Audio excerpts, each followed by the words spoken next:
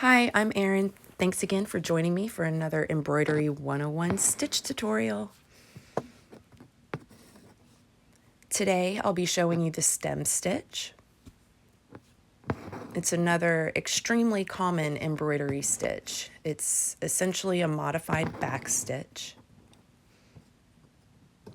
Oop, got a little, that gets frustrating. Like the back stitch, it's often used for outlining, but it gets its name from its stem or vine look. Kind of looks like rope.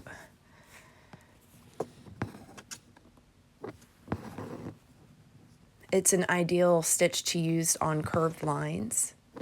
It takes curves very well.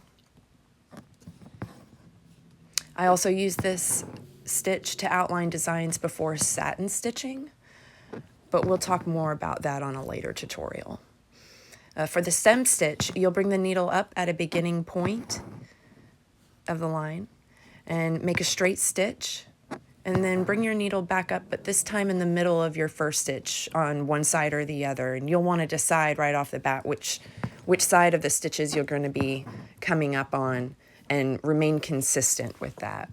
And you'll make another straight stitch and bring the needle up again at the ending point of the previous stitch. And I find it most convenient to do when the thread is not pulled through completely. And you'll continue with this technique until you are finished or have run out of floss.